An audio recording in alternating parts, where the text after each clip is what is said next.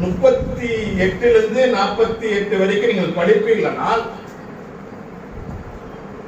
நம்மளை ஒரு சரியான காரியங்களை அது எச்சரிக்கை. என்ன எச்சரிக்குது? கர்த்தருடைய நாமத்தினாலே வருகின்ற யாரு ராஜா? அவரு யாரு ராஜா? படிக்க அவசரம் இருக்கா? உன் ராஜா இருக்குதா? கர்த்தருடைய நாமத்தினாலே வருகின்ற உன் ராஜா.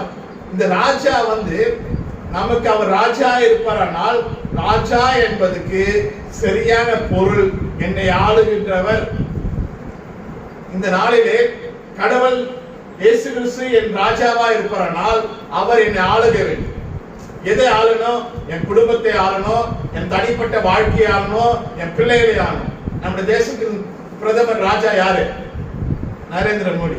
அவர் ஒரு நைட்டு திடீர்னு சொன்னாரு 500 ரூபாய் 1000 ரூபாய் என்ன பண்ணது? அது செல்லாதுன்னு சொன்னாரு. அது செல்லாம போச்சா?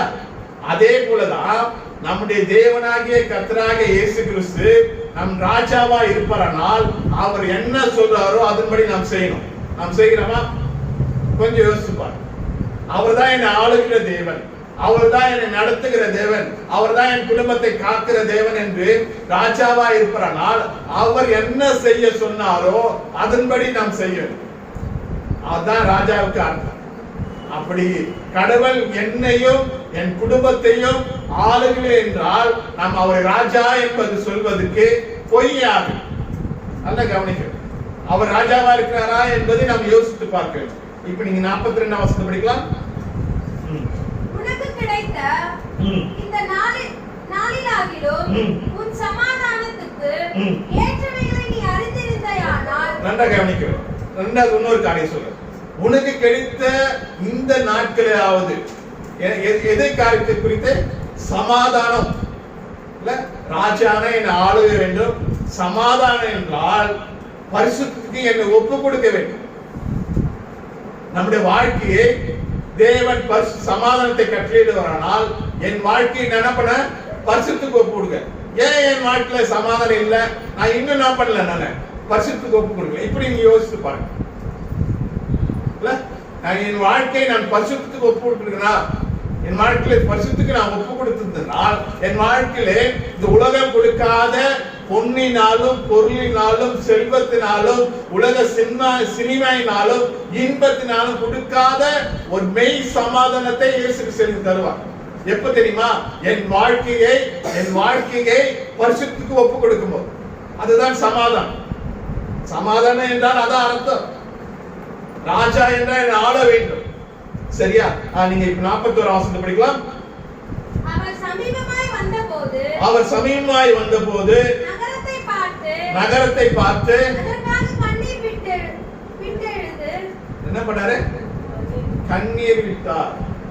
இயேசு கண்ணீர் விட்டார். ஏன் கண்ணீர் விடுகிறார்? இப்ப 38 வசனம் படிக்கலாம். கர்த்தருடைய நாமத்தினாலே வருகிற ராஜா சோத்தரிக்கப்பட்டவர், பரலோகத்திலே சமாதானமும் கர்த்தருடைய நாமத்தினால வருகிற ராஜா சோத்தரிக்கப்பட்டவர், பரலோகத்திலே சமாதானம், உன்னதத்திலே மகிமை உண்டாவதாக. எதுக்காக? உன் ராஜா வரும்போது உன் ராஜா எப்படிப்பட்ட ராஜான்னு கேட்டீங்கன்னா சகரியா 9ஆம் அதிகாரம் 9ஆம் வசனம் சொல்லுது. அதுல உன் ராஜா அவர் நீதியும் சமாதானமும் தாழ்மையுள்ள ராஜா. நம்முடைய வாழ்க்கையில அவர் பார்க்கிறாரு, இஸ்ரேல் நகரத்தை கண்ணோக்கி பார்க்கிறாரு, சுத்தி பார்க்கிறாரு, பார்த்து கண்ணீர் விட்டு அழுகிறார். அவர் வருகிறார். இந்த மக்கள் அந்த இஸ்ரேல் ராஜாவாகிய மேசியா ராஜாவாகிய இயேசு கிறிஸ்துவை அவர் ராஜாவாக அவங்க என்ன பண்ணல? ஒப்பு கொடுக்கல. இரண்டாவது சமாதானத்துக்கு அவர் ஒப்பு கொடுக்கல. அவர்கள் வாழ்க்கை நீதி இல்ல, தாழ்மை இல்ல, இப்படி எதுவும் இல்லாத ஒரு வாழ்க்கை வாழ்கிற அந்த மக்களை பார்த்து இயேசு கிறிஸ்து என்ன பண்றாரு? கண்ணீர் விடுகிறார். 39 வசனம் படிக்கலாம். அப்பொழுது கூட்டத்தில் இருந்த பரிசேயரில் சிலர் அவரை நோக்கி போதகரே உம்முடைய சீஷரை அதட்டும் என்றார்கள். அவர்களுக்கு அவர் பிரதியுத்தரமாக இவர்கள் பேசாமல் இருந்தால்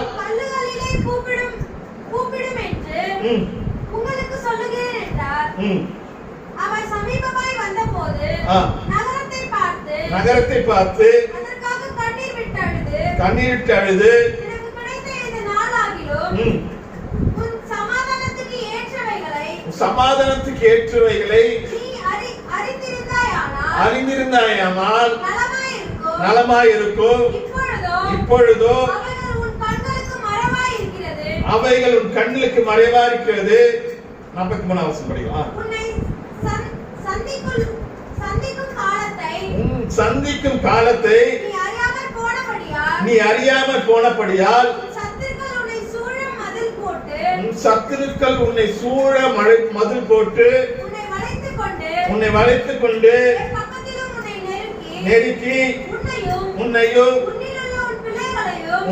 உன்னிலுள்ள பிள்ளைகளையும் தரையாக்கி போட்டு உன்னிடத்தில் ஒரு கல் மேல் இராதபடிக்கு இந்த நாட்கள் எப்போ வந்தது தெரியுமா?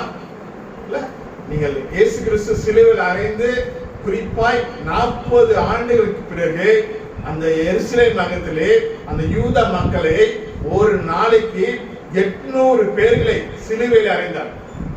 ஒரு நாளைக்கு 800 பேர். எது நடக்குதோ நடக்கலையோ அது தினந்தோறும் 8 பேரை பிடிச்சு போயிட்டு என்ன பண்ணாங்கன்னா சிலுவையில் அறையும். சொன்னாங்கல்ல, இந்த பாவம் என் மேலும் என் பிள்ளைகள் மேலும் சுமர்க்குன்னு சொன்னாங்களே அந்த இயேசுவை பார்த்து அந்த காரியம் அப்படியே நடந்தது. இன்றைக்கு எச்சரிப்பின் செய்தி என்னென்றால், தேவன் நமக்கு ராஜாவா இருக்கிறாரா? நாம் சமாதானத்துக்கு தேவனை ஒப்பு கொடுத்திருக்கிறோமா? அல்லது வேத வாக்கியத்தின்படி நாம் வாழ்கிறோமா என்பதை நாம் சிந்தித்து பார்க்கிறோம். இந்த இயேசு கிறிஸ்துவை அவர்கள் மிக புறம்பே தள்ளினார்கள்.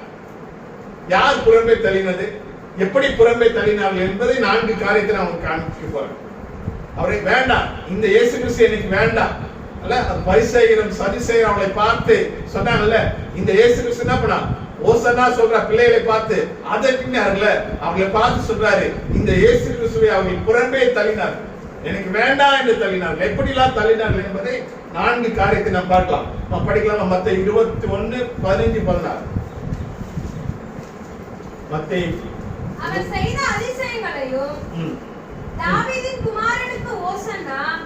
குமாரனுக்கு ஓசன்னா என்று தேவாலயத்திலே ஆர்ப்பரிக்கிற பிள்ளைகளையும் பிரதான ஆசாரியரும் வேதபாரகரை கண்டு கோபமடைந்து அவர்களை நோக்கி இவர்கள் சொல்லுகிறதை கேட்கிறோ என்றார்கள். அதற்கு இயேசு ஆம் கேட்கிறேன். நல்லா கவனிக்க வேண்டும். ஒரு ஜன கூட்டம் அவரை பார்த்து ஓசனான்னு சொல்லுது. அங்க இருக்கிற பிரதான ஆசாரியரும் பிரதான மேய்ப்பர்கள் அவங்க என்ன பண்ணாங்க? அதட்டினாங்க. தேவனுடைய வசனத்தை அவர்கள் புறம்பே தள்ளினார். யாரை புறம்பே தள்ளினார்கள்? இன்னைக்கு நம்ம வாழ்க்கையிலும் சரி, தேவனுடைய வசனம் படி நம் வாழ்க்கை வாழ்கிறோமா என்பதை பார்க்கல. இல்ல, அவன் தொடர்ந்து படிமா. ஆம் கேட்கிறேன். குழந்தைகளுடைய வாயினாலும் பாலகருடைய வாயினாலும் செய்வீர் என்பதை என்ன இல்லையா? வாசிக்கவில்லையா? அது வேதத்தின்படி நடக்கிறாங்க. ஆனா அங்க இருக்கிற பரிசேயர் பிரதான ஆசிரியர் என்ன பண்றாங்க? அவர் சீசரை பரிசுல ஐயா இயேசுவை பரிசுல சீசரை அதட்டும். இவங்க என்ன பண்றாங்க? யோசனா என்று கத்துறாங்களே, துதிக்கிறார்களே. இன்றைக்கு நம்முடைய வாழ்க்கையிலே வேத வசனத்தை நாம் புறம்பாய் வாழுகிறோமா என்பதை யோசிக்க வேண்டும். வேத வசனத்துக்கு முதலாவது நாம் வேத வசனத்தை அவர்கள் புறம்பே தள்ளினார்கள். இன்றைக்கு நாம் எப்படி வாழ்வோம்? புரியுதா? அந்த ஓசனா என்பது அது ஒண்ணு இல்லைங்க. சகரியா 9:9 தீர்க்க தரிசனம் நிறைவேறுது.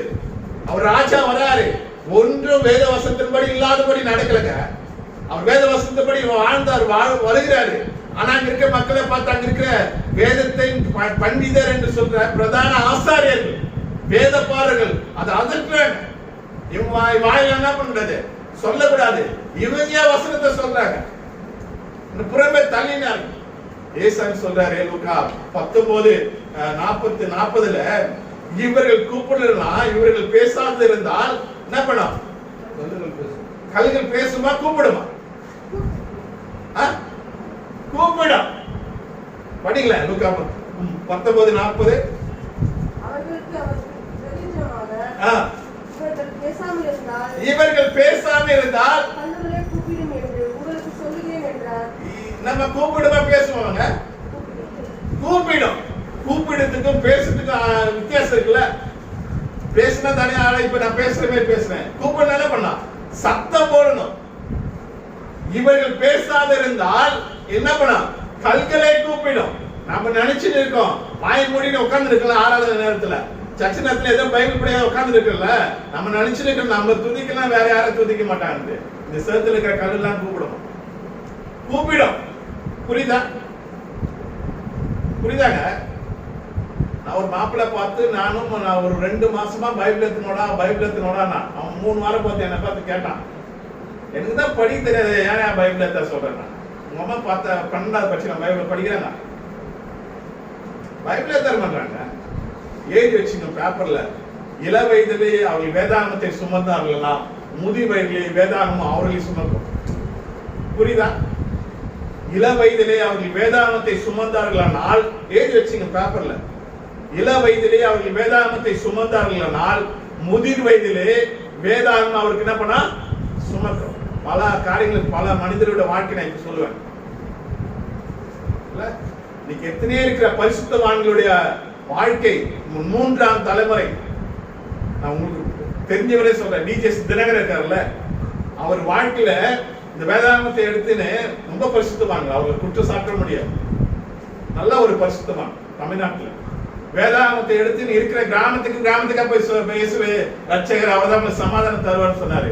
இன்னைக்கு 3ஆம் 4ஆம் தலைமுறை இருக்குது. அவங்கள ஏசாமி அறிக்கிறீங்க இல்லையா, ஆனா சுகமாக வாழ்ந்து கொண்டிருக்க. நான் சொல்றது புரியுதா உங்களுக்கு? புரியுதாங்க? நீங்க பேசாத இருந்தா அந்த கல்லுகள் கூப்பிடுமா? நான் சொல்ல நீங்க பேசுங்க, உங்க பிள்ளைகளுக்கு போதீங்க.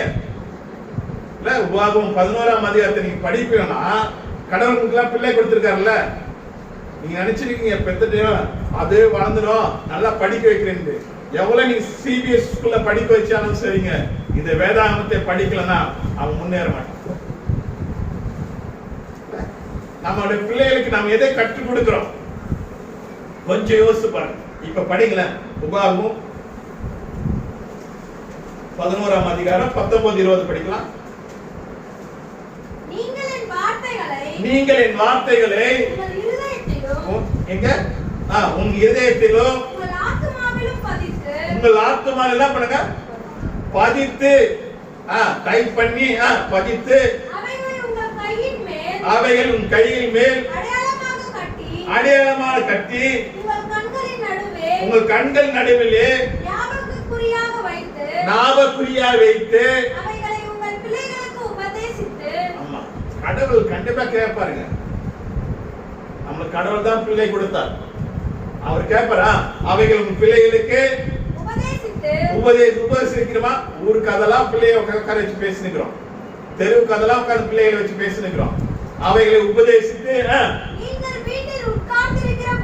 நீங்கள் வீட்டில் உட்கார்ந்து இருக்கும் போதும் வழியில உட்கார்ந்து இருக்கும் போதும் மொபைலை கொடுத்துட்டு உட்காராம வீட்டுல உட்கார்ந்து இருக்கும் போதும் வழியில நடக்கும் போதும் படுத்துக்கொள்ளும் போதும் எழுந்திருக்க போதும்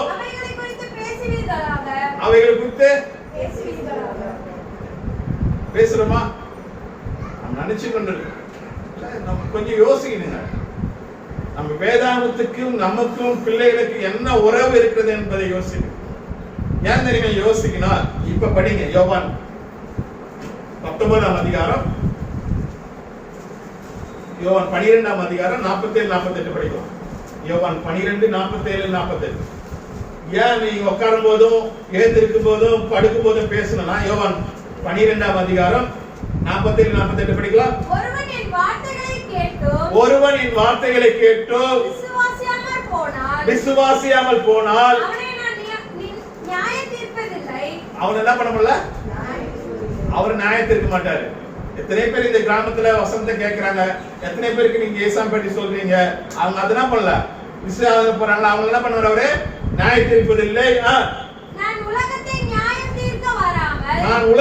நியாயம் தீர்க்க வராமல் உலகத்தை ரட்சிக்க வந்தேன். என்னை தள்ளி என் வார்த்தைகளை ஏற்றுக்கொள்ளாதவனை நியாயம் தீர்க்கிறது ஒன்று இருக்கிறது. நியாயத்திற்கு அது அப்புறமா இருக்கிறது. நான் சொன்ன வசனமே அவனை கடைசி நாளில் நியாயம் தீர்க்கும். எதுங்க நியாயம் தீர்க்க நம்மள? எது? வசனம். எதுக்காக நீங்க உட்காரும் போது எழுந்திருக்கும் போது பிள்ளைகளுக்கு போதிக்கணும்?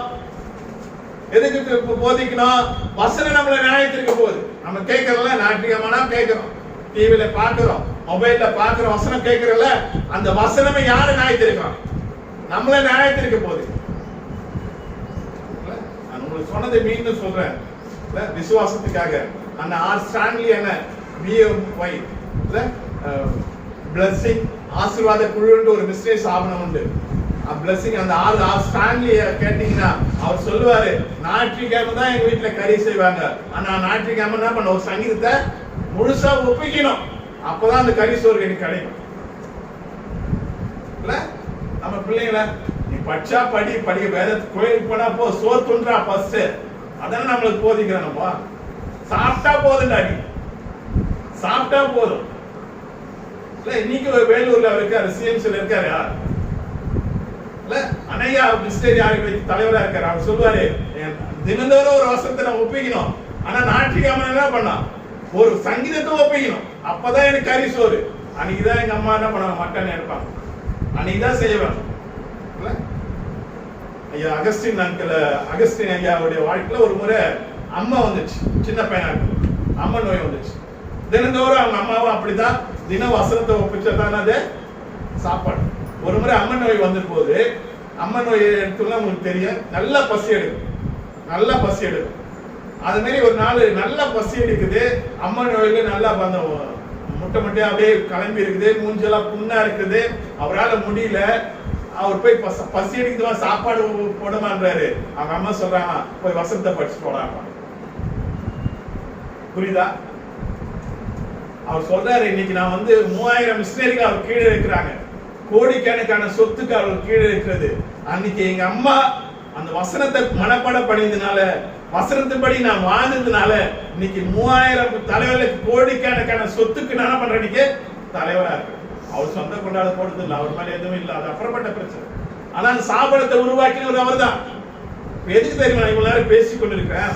உங்களுடைய பிள்ளைகள் என்ன பண்ணலாம், வசனத்தை படிப்பார்களானால் அது போல தலைவர்கள் அவர்கள் என்ன பண்ணுவார்கள், மாறுவார்கள். அதுல எந்த ஒரு மாற்றம் இல்லை. இயேசு சொல்றாரு, நீங்கள் பேசாது இருந்தால் இந்த கல்கள் கூப்பிடும்.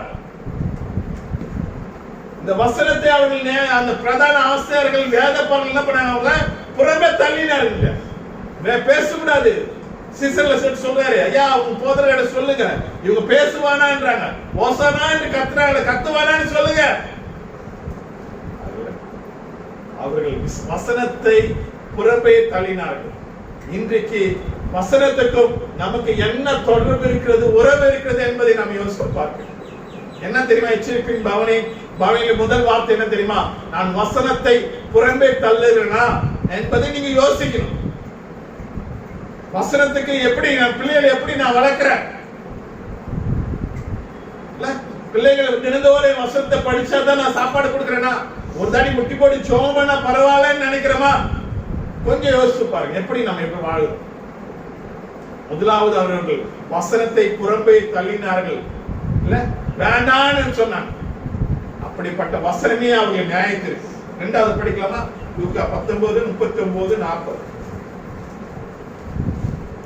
அப்பொழுது கூட்டத்தில் இருந்த பரிசேயரில் சிலர் அவரை நோக்கி போதகரே சீஷரை அதட்டும் என்றார்கள். அவர்களுக்கு அவர் பிரதியுத்தரமாக, இவர்கள் பேசாமல் இருந்தால். நன்றாக கவனிக்க வேண்டும். இரண்டாவது அந்த சீஷர்கள் யாரை புகழ்ந்தார்கள் சொல்லுங்க, வாய்த்தரம் சொல்லுங்க. யாரை புகழ்ந்தார்கள்? யாரை புகழ்ந்தார்கள் சொல்லுங்க? இயேசுவை புகழ்ந்தார்கள். அந்த இயேசுவை அவர்கள் புறம்பே தள்ளினார். வேண்டாம். அந்த இயேசு யார் தெரியுமா? யோவான் 1 அதிகாரம் 29 படிக்கலாம். மறுநாளிலே யோவான் இயேசுவை தன்னிடத்தில் வர கண்டு, இதோ உலகத்தின் பாவத்தை சுமந்து தீர்க்கிற தேவ ஆட்டுக்குட்டி. யாரு இவரு? உலகத்தை பாவத்தை சுமந்திருக்கிற தேவ ஆட்டுக்குட்டி. அந்த தேவ ஆட்டுக்குட்டியை புகழ வேண்டாம் என்று அவர்கள் புறம்பே தள்ளினார்கள், நிகழ்த்தாங்க. வேண்டாம். படிமா 26 யோவான் அவர்களுக்கு பிரதித்திரமாக நான் ஜலத்தினாலே ஞானஸ்நானம் கொடுக்கிறேன். நீங்கள் அறியாதிருக்கிற ஒருவர் உங்கள் நடுவிலே இருக்கிறார். அவர் எனக்கு பின் வந்து என்னிலும் மேன்மை உள்ளவர். யோவான், இந்த பரிசேயர்கள் சதிசேயர்கள் யோவானை ஏற்றுக்கொண்டார்கள். ஏன் தெரியுமா? அவன் யூத குலத்தை பிறந்தவன், அதனால ஏற்றுக்கொண்டவர்கள். ஆனா யோவான் சொல்றான், என்னிலும் மேன்மையானவர் யார்? அது இந்த தேவ ஆட்டுக்குட்டி. அவர்தான் பாவத்தின் பரிகாரி, அவர்தான் பாவம் சுமக்கிற தேவ ஆட்டுக்குட்டி, அவர்தான் நித்திய ஜீவன் தருவார். ஆனால் அன்றைக்கு வாழ்ந்த மக்கள், யூதர்கள், பரிசேயர்கள், வேதபாரர்கள் அந்த இயேசு கிறிஸ்துவை புறம்பே தள்ளினார்கள், வேண்டாம் என்று சொல்லினார்கள். இன்றைக்கு நம்முடைய வாழ்க்கையிலே நன்றா சிந்திக்க வேண்டும். நம்முடைய வாழ்க்கையிலே அந்த இயேசு கிறிஸ்து இருக்கிறாரா? இயேசு கிறிஸ்து நம்ம குடும்பத்தில் இருக்காரா? இயேசு கிறிஸ்து இருக்காரா? ஏதோ பேருக்காய் வாழ்ந்து கொண்டிருக்கிறோமா என்பதை யோசிக்கணும். இயேசு கிறிஸ்து இருக்காரா? இயேசு கிறிஸ்து குடும்பத்தில் இருப்பாரானால் அவர் எப்படி வாழ்ந்தாரோ, எப்படி நன்மை செய்தாரோ அதன்படி அவர் வாழ்வார். நம்மளும் வாழ்வுங்க. அந்த இயேசு கிறிஸ்து எப்படி வாழ்ந்தாரோ அதன்படி நம்ம வாழ கர்த்தர் நமக்கு உதவி செய்வார். நம்ம எப்படி வாழுகிறோம்? இயேசு கிறிஸ்து நம்ம குடும்ப வாழ்க்கை, இயேசு கிறிஸ்துக்கும் நமக்கு நல்ல உறவு இருக்கிறதா, தொடர்பு இருக்கிறதா? நாம் பேசுகின்ற காரியங்கள், நாம் பார்க்கிற காரியங்கள், நாம் செய்கின்ற காரியங்கள் எல்லாம் இயேசு கிறிஸ்துவை போல இருக்கிறதான்னு பாருங்க. அவர் சாந்தமும் நீடிய பெருமையுள்ள தேவன். அவர் ஒருவனை ஒருபோதும் புறம்பே தள்ளாத தேவன். தனக்கு சாப்பிடறதுக்கு சாப்பாடு இல்லைன்னா பரவாயில்ல, மற்றவங்களுக்கு சாப்பாடு கொடுத்த தேவன். அதுதான் இயேசு கிறிஸ்து. அந்த இயேசு கிறிஸ்துவை அன்றைக்கு இருந்த பிரதான ஆசாரியர்கள், வேதபாரர்கள் புறம்பே தள்ளினார்கள். இன்னைக்கு நம்ம எப்படி வாழறோம்? ஏதோ நாட்டியமான கோயிலுக்கு வந்தா போதும், ஏதோ நான் காணிக்கை கொடுத்தா போதும், காணிக்கை சபையில ஒரு முக்கியத்தனம் இருந்தா போதும் நினைக்கிறேன். அந்த இயேசு கிறிஸ்து நமக்கு இருக்காரா? அந்த இயேசு கிறிஸ்துபடி வாழுகிறோமா? முன்னோர்கள் வாழும்படி வாழுகிறோமா? எப்படி வாழுகிறோம்? நம்ம வாழ்க்கை எப்படி இருக்கு? நீங்க படிக்கலாமே. 1 பேதுரு 18-19 படிக்கலாம். 1 பேதுரு 18-19 18-19.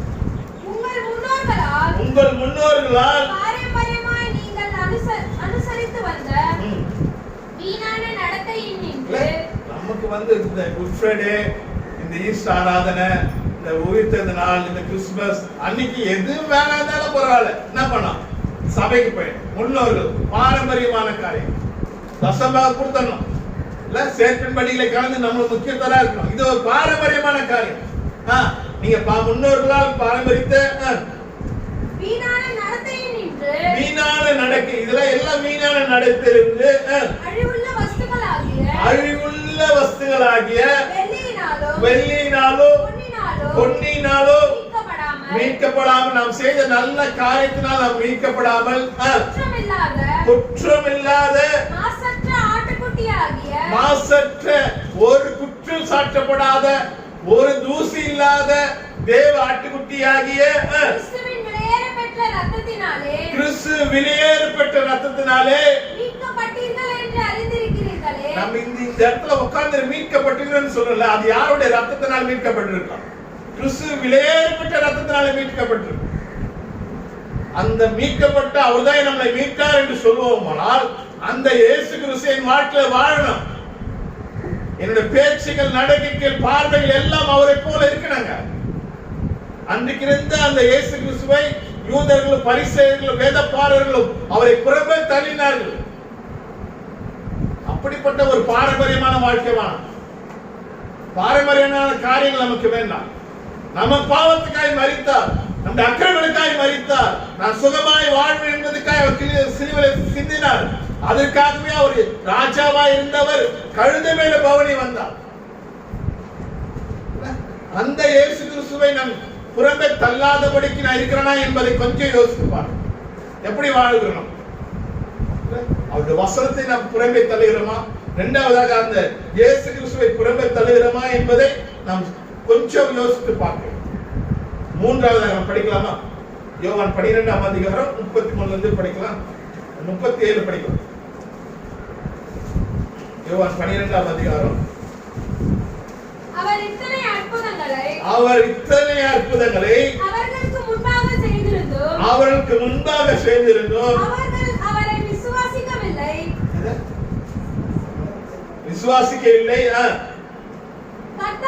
கர்த்தாவே, நீங்கள் மூலமாய் கேள்விப்பட்டதை விசுவாசித்தவன் யார்? எத்தனை அற்புதம் செய்தாருங்க, ஆனா அந்த மக்கள் எல்லாம் பண்ணல, விசுவாசிக்கல. கொஞ்சம் யோசிச்சு பாருங்க. நம்ம விசுவாசிக்கிறோமா? நம்ம விசுவாசியா இருக்கிறோமா? முதலாவது தேவனுடைய ராஜ்யத்தையும் அவருடைய முதலாவதுக்கு என்ன அர்த்தம் தெரியுமா? முக்கியத்துவம். கடவுளை தேடுவதில் நீங்க முக்கியத்துவம் கொடுப்பீங்க. அன்றைக்கு இருந்த யூதர்கள், அன்றைக்கு இருந்த இஸ்ரேல் மக்கள் அவர் செய்த எல்லா அற்புதத்தை என்ன பண்ணாங்க? மறந்து போனார்கள். அவர் ஒரு இடத்துல சொல்றாரு, மக்கள் சொல்றாங்க, நீங்க இந்த பர்னபாசை விடுதலை செய்யும் இயேசு கிறிஸ்து என்ன பண்ணா? சிலுவையிலே. ஏனென்றால் அவர் செய்த எல்லா அற்புதத்தையும் மறந்துட்டாங்க. புரியுதாங்க? இந்த பர்னபாசை விடுதலை செய்யும் இயேசு கிறிஸ்து என்ன பண்ணா? சிலுவையிலே அறையும். ஏனென்றால் அவர் செய்த எல்லா நன்மையும் மறந்து போனார். பசியா இருந்தாங்க, அந்த மக்கள் தான் சொன்னாங்க. 5 அப்பத்தை 2 மீன் எடுத்து சாப்பிட்ட மக்கள் தான் சொல்றாங்க, என்னன்னு இந்த இயேசு கிறிஸ்து சிலுவையிலே அறையும், எங்களுக்கு பர்னபாசை என்ன பண்ணலாம்? விடுதலை பண்ணும். எல்லாத்தையும் மறந்தாங்க.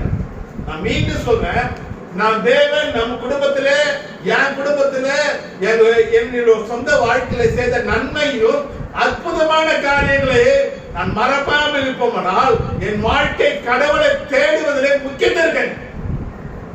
நேற்று நான் போயிருந்தேன், 10 பைக்கு போயிருந்தேன், திடீர்னு ஒரு நாய் வந்து 10 மூந்தாங்க. இதுதான் மனிதனோட வாழ்க்கை. புரியுதா உங்களுக்கு? இன்றைக்கு நாம் அதான் பவுல் சொல்றாரு, நான் நிற்பதும் நிர்மூலமாகாது இருப்பதும் அவருடைய. நம்ம நினைச்சிருக்க நம்ம பலத்தை நல்லா சாப்பிடறோம்னா அதனால தான் நம்ம வாழ்ந்துருக்கோம். இந்த சட்டை போறது கூட அவருடைய கிருபைங்க. அந்த கிருபை நீங்க நினைச்சிருப்பீங்களா? அப்படி நீங்க நினைச்சீங்கன்னா ஐயோ நான் வாழ்வதே அவர்தான். நீங்க வேதாந்தத்தை நீங்க படிச்சீங்க, சங்கீதம் 22ஆம் சங்கீதத்தை நீங்க படிச்சீங்கன்னா நம்பிக்கை உண்டாக்குவதே அவர்தான். அழகா இருக்க அந்த வசனம் இல்ல? நான் எனக்கு நம்பிக்கை கொடுக்குது அவர்தாங்க. நான் கடவுளுக்கு சேர்ந்திருக்கேன். ஆனா நீங்க தோல் எடுத்து தெருவுல போறோம், நம்ம வீட்டுக்கு போறோம். கொஞ்சம் யோசிச்சு பாருங்களேன். கடவுள் செய்த நன்மைகளை, கடவுள் நம்ம வாழ்க்கையில் செய்த கிருபைகளை நாம் நினைக்க வேண்டும். அதுதான் சங்கீதம் நீங்க 136 நீங்க திருப்பி வைத்தீங்களா இல்ல? அவருடைய கிருபை என்று முதலிருந்து இஸ்ரவேல் சொல்லுவதாக, அவர் கிருபை என்று முதலிருந்து ஆரோன் குடும்பத்தால் சொல்லுவதாக, அவர் கிருபை என்று முதலிருந்து என்ன பண்ற? சிவந்த சமுத்திரத்தை நடந்து வந்தது அவர் கிருபை என்று சொல்றாங்க என்று தாவீது ராஜா 136ஆம் சங்கீதத்துல அந்த கிருபையை நினைக்கிறான். அப்படியே அந்த கிருபையை பற்றி நினைக்கும் போது அவன் சொல்றான். சங்கீதம் 24ஆம் படிக்கலாம், 136 24. நம்முடைய சத்துருக்களின் கையிலிருந்து 24ஆமா? நம்முடைய சத்துருக்கள் கையிலிருந்து நம்மை விடுதலை பண்ணினவரை. எத்தனை சத்துரு கையில மாட்டிக்கொண்டிருந்தோம் உங்களுக்கு தெரியுமா? கவலைன்றது ஒரு பெரிய சத்துருங்க. எவ்வளவு கவலை இருந்தாலும் பரவாயில்ல, வசனம் சொல்லுது, நீங்கள் ஒன்றுக்கும் கவலைப்படாதவர்கள் எல்லாவற்றுக்கும் சோத்திரக்கூடிய ஜெபத்தால் தேவனுக்கு தெரியப்படுத்துங்கள், அவர் என்ன பண்ணுவார்? எல்லாத்துக்கும் பதில் தருவார்னு சொல்றாருல. அந்த நம்பிக்கை தருவதே தேவன் இல்ல? நமக்கு நான் நினைச்சிட்டு நமக்கு ஒரு சத்ரு இல்லைன்னு, அவர் சத்ரு கையிலிருந்து, நம்முடைய சத்ரு கையிலிருந்து நம்மளை விடுதலை பண்ணினவரை. அந்த சத்ருல சொன்ன ஒரே சின்ன உதாரணம் கவலை. அந்த கவலையிலிருந்து விடுதலை பண்ணினவரை துதியுங்கள், அவர் கிருபை என்றும் உள்ளது. 25 யாவருக்கும் ஆகாரம் கொடுக்கிறவரை துதியுங்கள். என்ன கொடுக்கிறாரு? மனிதனா இருக்கிற எல்லாருக்கும் ஆகாரம் யாரு கொடுக்கிறாரு? நான் கஞ்சி கொடுத்தாலும், கஞ்சி சாப்பிட்டாலும் அந்த ஆகாரத்தை கொடுத்தவர் யார் தான்? இயேசு கிறிஸ்து தான். பிரியாணி சாப்பிட்டாலும் அந்த ஆகாரத்தை கொடுத்தவர் இயேசு.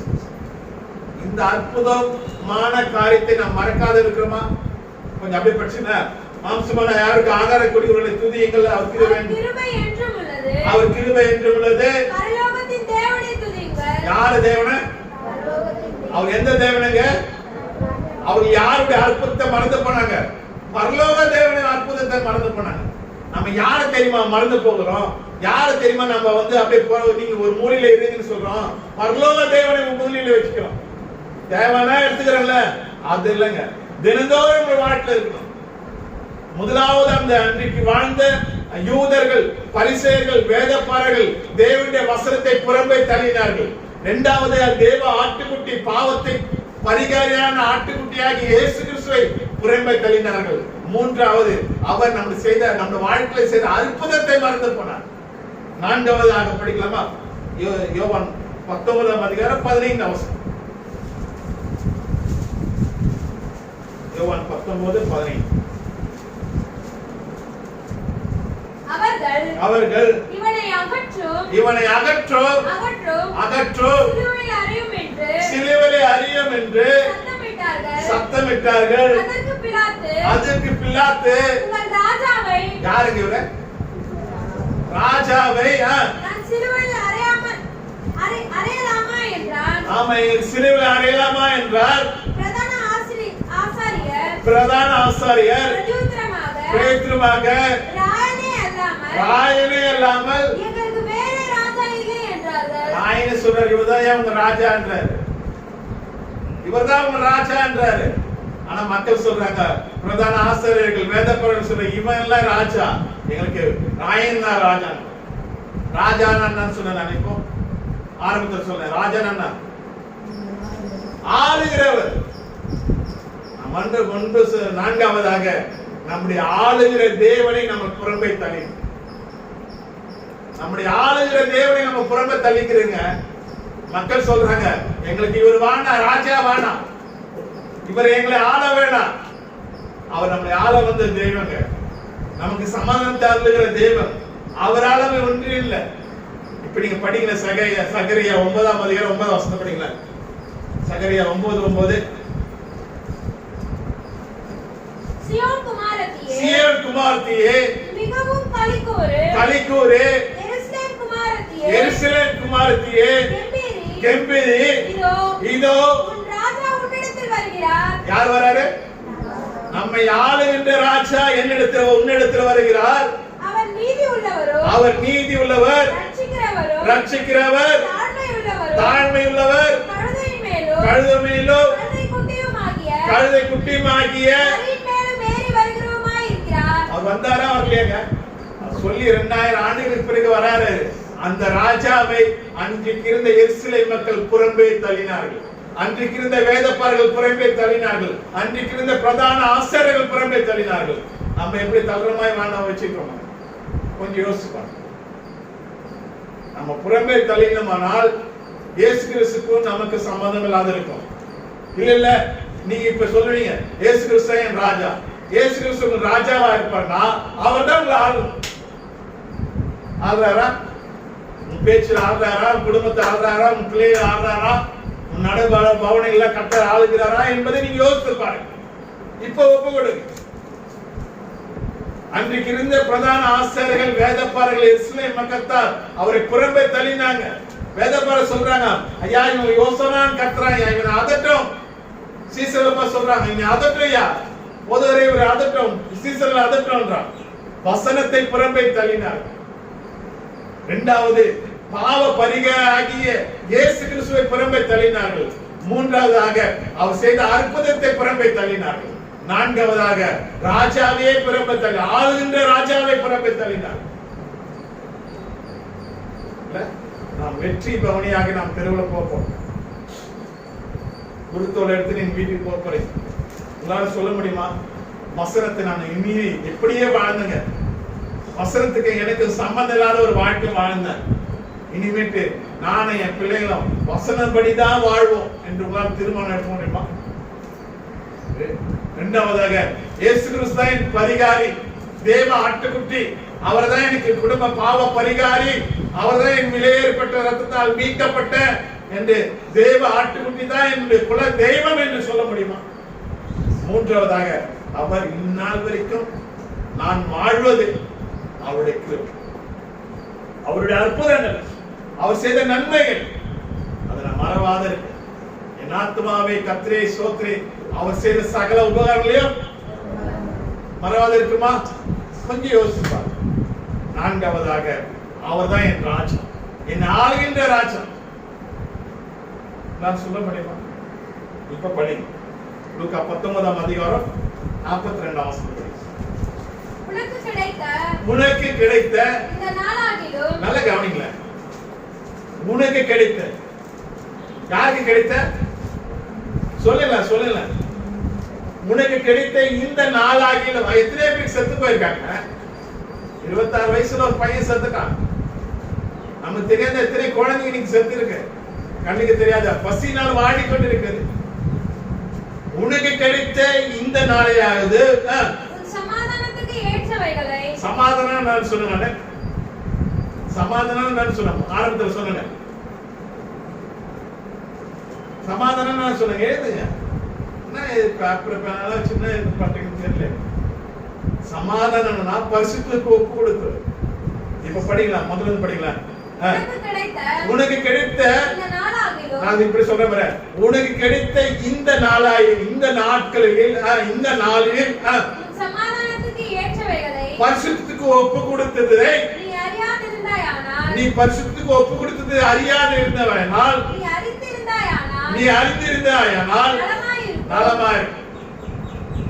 இல்ல கடவுள் இந்த நாள் எத்தனை பேர் நான் சொல்றேன், நான் நினைப்பது உண்டு. நான் இந்த நாளில் நிற்பது கடவுளுடைய கிருபை. அதுதான் பெருமை செய்ய பாடினாரு. காலைதோறும் உங்களுடைய அன்பை காண செய்தது அவருடைய அன்பு தாங்க.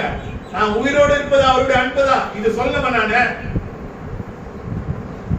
நான் இன்றைக்கு நான் நிற்பனா அது கடவுளுடைய அன்பு தான். அந்த அன்பு நம்ம உணர்ந்திருக்குமா? எப்படாது ஏந்து போறமே பண்ணி அந்த சிவத்துல ஏந்து ஓடுறது போல ஏந்து நம்ம வேலைக்கு காரியத்தை செய்து ஓடுறமே. அந்த அன்பு உணர்ந்தீங்களா? அந்த அன்பு உங்க வாழ்க்கையில இருக்குமானா நீங்க ஏந்து மூஞ்சி கைவிட்ட முட்டி போட்டு ஜெபம் பண்ணுவீங்க, கடவுளுக்கு நன்றி சொல்லுவீங்க. அதுதான் சொல்றாரு, காலைதோறும் உடைய அன்பை நான் உணர்ந்துக்கிறேன் சார். அதான் அன்பு. அந்த சமாதானத்துக்கு பரிசுத்தத்துக்கு ஒப்பு கொடுத்தமானால் நம்முடைய வாழ்க்கையில நான் மீண்டும் சொல்றேன், முதலாவது நீங்கள் வசனத்தை புறம்பே தள்ள மாட்டீர்கள். இரண்டாவதாக அவருடைய அற்புதத்தை மறக்க மாட்டீங்க. மூன்றாவது தேவ ஆட்டுக்குட்டி தான் இந்த பரிகாரி என்பதை மறந்துடுவாங்க. நான்காவதாக அவர்தான் என் ராஜா. இப்ப படிங்க 42 வசனம். உனக்கு கிடைத்த இந்த நாளாகிலும், இந்த நாளாகிலும் உன் சமாதானத்துக்கு ஏற்றவைகளை, உன் சமாதானத்துக்கு ஏற்றவைகளை நீ அறிந்திருந்தாயானால் நலமாயிருக்கும். இப்பொழுதோ அவைகள் உன் கண்களுக்கு மறைவாய் இருக்கிறது. குருடனா இருக்கிறோம். என்னவா இருக்கிறாங்க சொல்லுங்க. கண்ணு தெரிந்து குருடங்க, நம்மளுக்கு கண்ணு தெரியுது. அதுதான் அண்ணன் ஸ்டான்லி சொல்வாரு, ஐயா உன் கண்கள் எல்லாம் மூடுங்க, உடைய இருதயத்தின் கதவை திறக்கிறோமா? நம்ம கண்ணு பாக்குறோம் இவ்வளவு அழகா இருக்கு, இவ்வளவு அழகா இருக்கு. நான் நம்முடைய இருதயம் இதெல்லாம் தேவனால் உண்டாக்கப்பட்டது நாம் சிந்திக்கிறோமா? உனக்கு கிடைச்ச இந்த நாள் இருங்க, நம் கணவன் மனைவா இருப்பது, பிள்ளைகளோடு இருப்பது, அவருடைய சமாதானத்துக்கு பரிசுத்தமான ஒரு வாழ்க்கை வாழ்வதற்காய் கடவுள் கொடுத்த நலமான நாள். இந்த நாளில நாம் குருடனாயில்லாதபடிக்கு, நான் மீண்டும் சொல்றேன், கண் தெரியாதவனாயிராதபடிக்கு கண் தெரிந்த மக்களாய், வெளிச்சத்தை பார்க்கிற மக்களாய், வெளிச்சமாகிய இயேசு கிறிஸ்துவை பார்க்கிற மக்களாய் தேவனை நோக்கி பார்ப்போம். சாமி இத்தனை நாள் உங்க வசனத்தை நான் மறந்து போயிட்டு புறம்பே தள்ளிட்டு, நானே என் பிள்ளைகளோ புறம்பே தள்ளப்பட்ட மக்களாய் வாழ்ந்தமே சாமி. இத்தனை நாள் என் பாவ பரிகையாகி இயேசு கிறிஸ்துவை புறம்பே தள்ளினோம் சாமி. நீ செய்த அற்புதத்தை புறம்பே தள்ளின மறந்து போனமே, நீரே என் ராஜா என்பதை புறம்பே தள்ளினமே சாமி. என் கண்கள் திறக்கப்பட்டது, வசனத்தால் என் கண்கள் திறக்கப்பட்டது. இனியிலிருந்து நான் பரிசுத்தமுள்ள, பரிசுத்துக்கு ஒப்பு கொடுத்த ஒரு வாழ்க்கை வாழ எனக்கு உதவி செய்யும் சாமின்னு கேட்டு பாருங்க. உங்க வாழ்க்கை அற்புதமாய் அனைவருக்கு பிரயோஜனமுள்ள வாழ்க்கை வாழ கர்த்தர் நமக்கு உதவி செய்வாராக. கர்த்தர் தாமே வசனத்தை ஆசீர்வதிப்பாராக.